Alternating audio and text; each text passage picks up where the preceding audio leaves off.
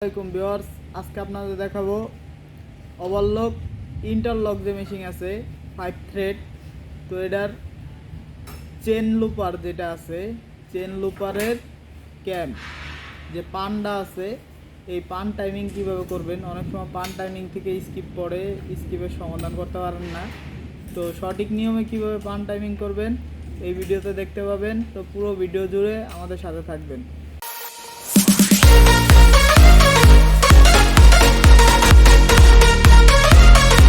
তো ভিউয়ার্স দেখেন, এটা হইতেছে আমাদের ইন্টারলক মেশিনের 5 থ্রেড মেশিনের পান।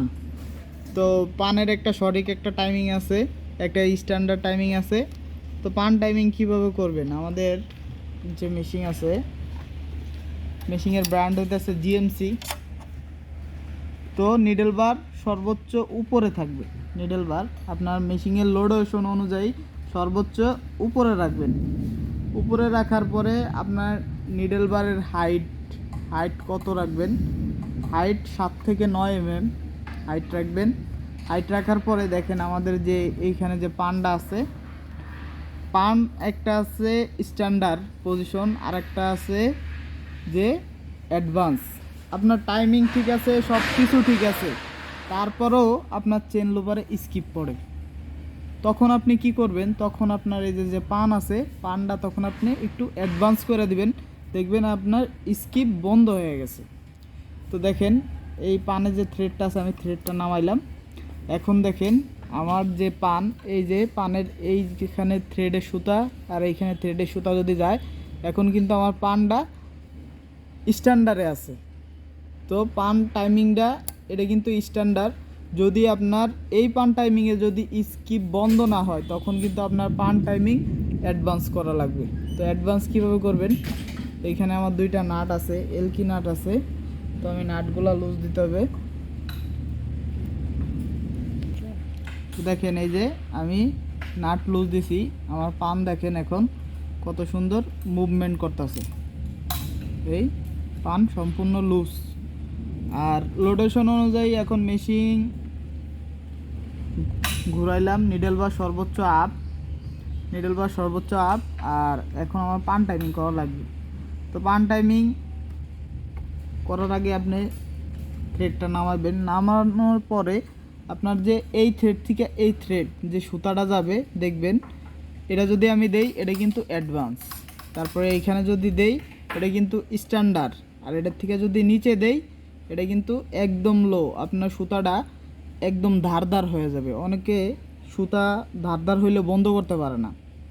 তো তাদের জন্য বিশেষ করে বলতাছি, যদি সুতা বেশি ধারদার হয়ে যায় তখন কি করবেন, পানটা একটু এরকম অ্যাডভান্স করে দিবেন।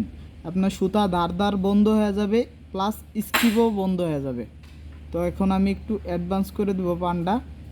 অ্যাডভান্স করার পরে আমি দেখেন পানটা কিন্তু এইভাবে ধরে রাখছি। ধরে রাখার পরে আমি নাটটা শুধু টাইট দিয়ে দিব।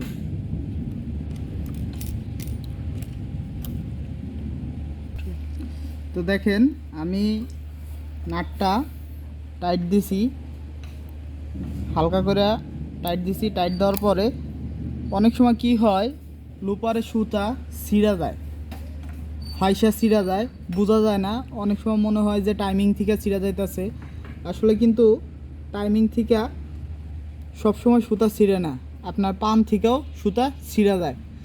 তো যখন আপনি পান টাইমিং করবেন, পানের মাঝখানে এই যে থ্রেড গাইডটা আছে, দেখেন এই থ্রেড গাইডটা কিন্তু আপনার নাট সিস্টেম। এটা আপনি দেখেন উপরে, এই দেখছেন কত উপরে উঠাইতে পারবেন, আবার কিন্তু নিচেও নামাইতে পারবেন। তো এই থ্রেড গাইডটা থাকবে আমার এই পানের একবারে মাঝ বরাবর।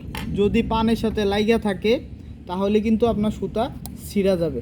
দেখেন আমি যে পান টাইমিং করছি, করার পর দেখেন আমারটা কিন্তু দুই সাইডে সমান গ্যাপ আছে। এটা যদি এইভাবে লাইগা থাকে এক সাইড, বা এই সাইডে এক সাইড লাইগা থাকে, তখন কিন্তু আপনার সুতা রিল্যাক্স হয়ে বাইরে যেতে পারবে না।